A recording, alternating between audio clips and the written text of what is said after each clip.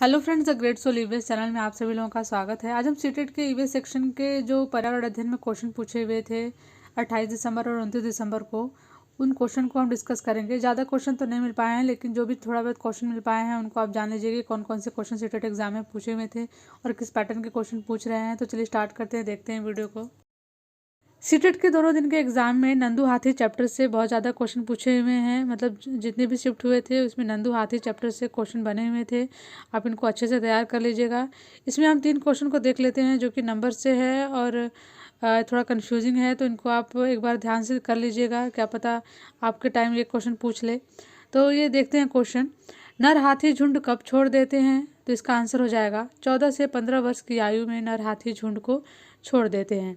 एक और क्वेश्चन देखेंगे हम नंबर से। एक झुंड में कितने हाथी रहते हैं? तो इसका आंसर हो जाएगा एक झुंड में 10 से 12 मादा हाथी और कुछ बच्चे रहते हैं। एक और हम देख लेते हैं क्वेश्चन। एक हाथी एक दिन में कितने घंटे सोता है? तो इसका आंसर हो जाएगा एक हाथी एक दिन में 2 से 4 घंटे ही सोता है। सीटेट एग्जाम में रेगिस्तानी योग से भी क्वेश्चन आए हुए थे, तो रेगिस्तानी योग के जितने भी इंपॉर्टेंट पॉइंट हैं उनको हम देख लेते हैं। तो पहला पॉइंट है इसका, रेगिस्तानी ओक ऑस्ट्रेलिया में पाया जाता है। नेक्स्ट पॉइंट है, इस पेड़ की लंबाई लगभग 4 मीटर होती है। नेक्स्ट और पॉइंट है, इस पेड़ की जड़ों की लंबाई इस पेड़ की लंबाई के लगभग 30 गुनी होती है। नेक्स्ट और पॉइंट देखेंगे, रेगिस्तानी ओक पेड़ की जड़ें जमीन के उस गहराई तक बढ़ती रहती हैं जब तक वह पानी तक न पहुँच जाए। नेक्स्ट और पॉइंट है, इस पेड़ में पत्तियाँ बहुत ही कम होती हैं। नेक्स्ट और पॉइंट देखेंगे, रेगिस्तानी ओक की जड़ों द्वारा जमीन से अवशोषित किए गए पानी इस पेड़ के तनों में इकट्ठा रहता है। हम लास्ट पॉइंट देखेंगे, जब कभी भी इस इलाके में पानी का अकाल होता है तो वहाँ के लोग इस पेड़ के तने के अंदर पतला पाइप डालकर पानी निकाल लेते हैं। नेक्स्ट और क्वेश्चन देखेंगे कौन सा सीटेट एग्जाम में पूछा हुआ था।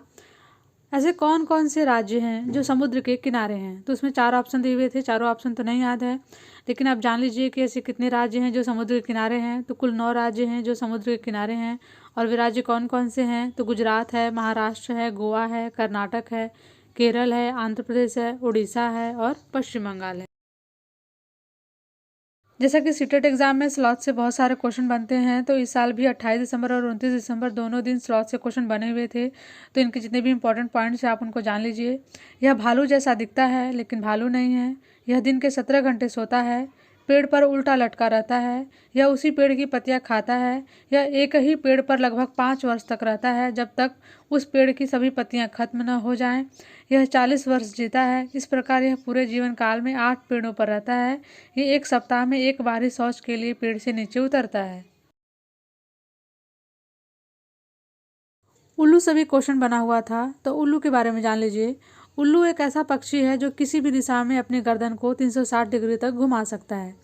उसी में एक ऑप्शन मैना था, तो मैना के बारे में भी थोड़ा जान लीजिए। मैना एक ऐसा पक्षी है जो झटके से अपनी गर्दन को आगे पीछे करती है। तो उल्लू और मैना से क्वेश्चन बने हुए थे। और भी जितने पक्षी हैं उनके बारे में आप देख लीजिएगा, थोड़ा और जान लेते हैं। कोयल अंडे कहाँ देती है? तो इसका आंसर हो जाएगा कोयल अपने अंडे कौवा के घोंसले में देती है। नेक्स्ट और देखेंगे पक्षी से प्रश्न, पक्षी घोंसला क्यों बनाते हैं? तो पक्षी जो है अपने अंडे देने के लिए घोंसला बनाते हैं। नेक्स्ट और क्वेश्चन देखेंगे, कौन सा पक्षी कैक्टस के कांटों के बीच या मेहंदी की मेड़ में घोंसला बनाता है? तो इसका आंसर हो जाएगा फाख्ता पक्षी।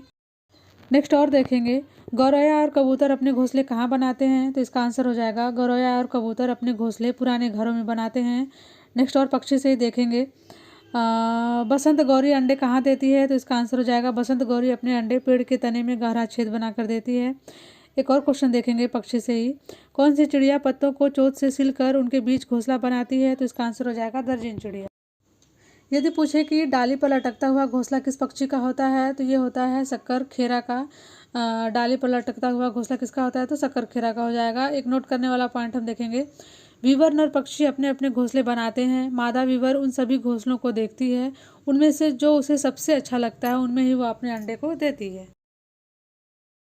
सीटेट एग्जाम में पक्षी से ही और भी एक क्वेश्चन पूछता है, उसको भी जान लीजिए।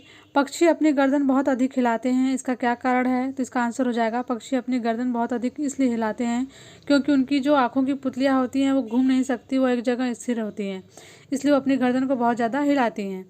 एक और क्वेश्चन देखेंगे हम, जो रात में जागने वाले जानवर रहते हैं, पूछता है कि वो हर चीज़ को किस रंग में देख पाते हैं। तो इसका आंसर हो जाएगा कि जो रात में जागते हैं जानवर, वो हर चीज़ को केवल काला और सफ़ेद में ही देख पाते हैं। 28 दिसंबर को जो पेपर हुआ था उसमें इंडियन रॉबिन से भी क्वेश्चन बना हुआ था। इंडियन रॉबिन को कलचुड़ी भी कहते हैं। और ये अपना घोंसला कहाँ बनाते हैं? तो ये अपना घोंसला सड़क के किनारे पत्थरों के बीच बनाते हैं। यातायात ट्रेन से क्वेश्चन बने हुए थे, तो इसके जितने भी क्वेश्चन हैं उसका अलग से प्लेलिस्ट बना हुआ है the great soul EVS channel पे। यदि आप चाहें तो वहाँ से देख सकते हैं। बहुत ही आसान तरीके से सारे क्वेश्चन लगाए हुए हैं, आपको आसानी से समझ में आ जाएंगे, वहाँ से आप उनको कर सकते हैं। एक और क्वेश्चन पूछा था चिराव नृत्य से कि चिराव नृत्य कहाँ का है? तो चिराव नृत्य जो है वो मिजोरम का है।